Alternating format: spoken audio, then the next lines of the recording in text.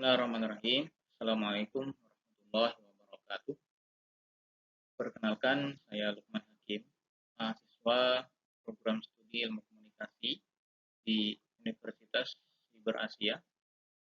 Video ini adalah presentasi ujian akhir semester mata kuliah umum Bahasa Indonesia.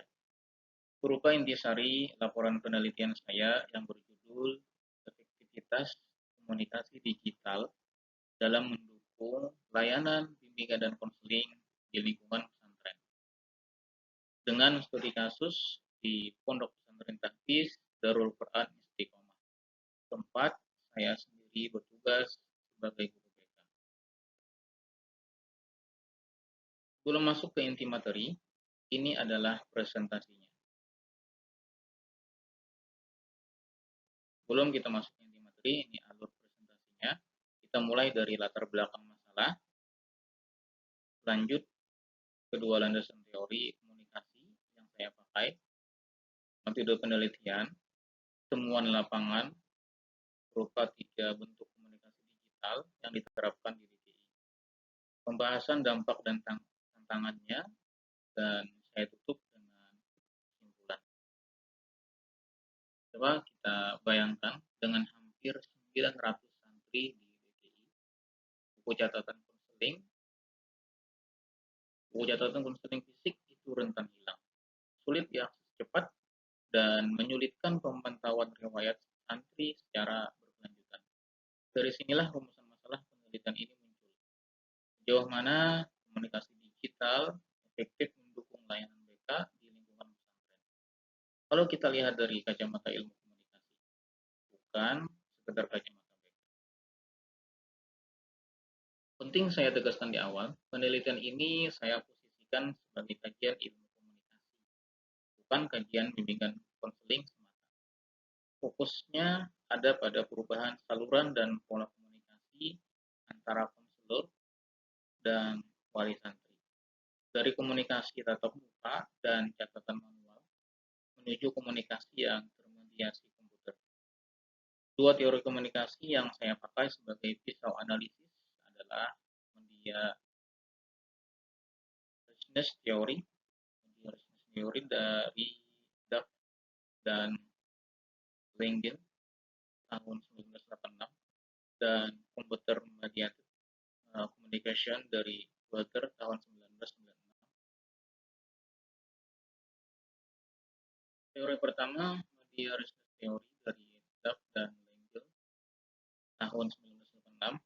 Intinya, setiap saluran komunikasi punya tingkat kekayaan yang berbeda, ditentukan oleh kemampuannya menyampaikan umpan balik segera, isyarat nonverbal, dan sentuhan personal.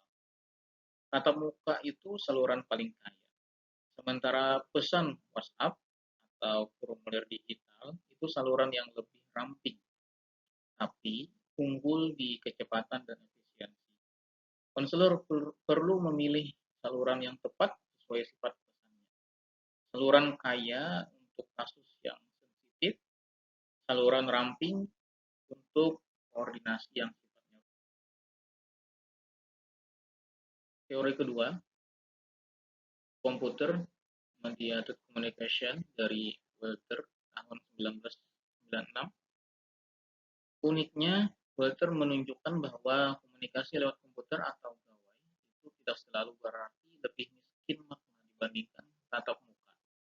Dalam kondisi tertentu, komunikasi ini bisa berkembang jadi hiperpersonal, relasi yang justru terasa lebih terbuka. Kenapa bisa begitu? Karena pengirim pesan punya waktu lebih leluasa menyusun kata-katanya, dan penerima cenderung mengisi kekosongan isyarat nonverbal dengan interpretasi yang positif. Ini yang menjelaskan kenapa sebagian wali santri di DKI justru lebih nyaman curhat lewat chat dibandingkan bertatap muka langsung. Di lapangan, ada 3 bentuk komunikasi digital yang diterapkan di DKI. Pertama, grup WhatsApp untuk koordinasi cepat antara konselor dan wali santri. Kedua, formulir digital untuk pencatatan sesi konseling, menggantikan buku fisik.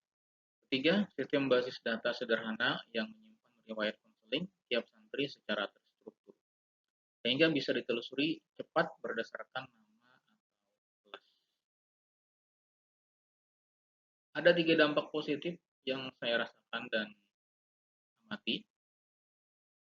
Kecepatan respons meningkat, karena wali santri bisa terhubung tanpa menunggu jadwal pertemuan formal. Pemantauan riwayat santri jadi lebih mudah, karena datanya tersimpan terstruktur.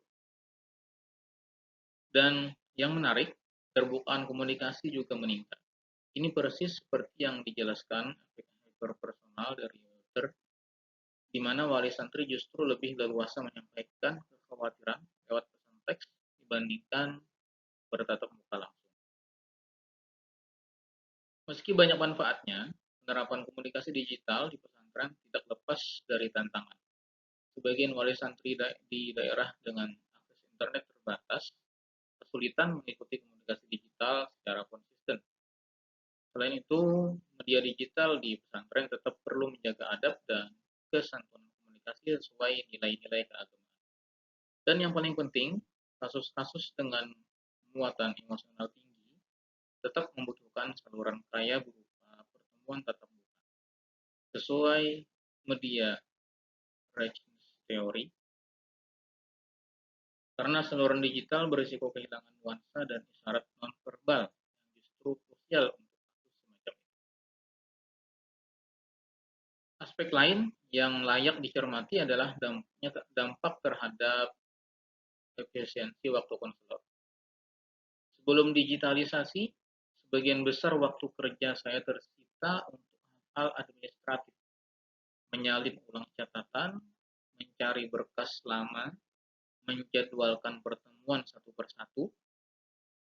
Setelah sistem digital berjalan, waktu itu bisa dialihkan ke hal yang lebih substantif, yaitu pendampingan langsung untuk santri yang benar-benar membutuhkan perhatian khusus.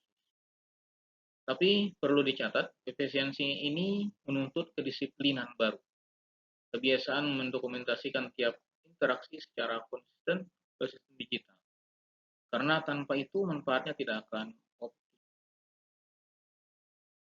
Sebagai simpulan, penelitian ini menunjukkan bahwa komunikasi digital cukup efektif mendukung layanan BK di pesantren, asalkan diterapkan secara selektif dan tetap menjaga karakter kultural serta keagamaan lingkungan pesantren.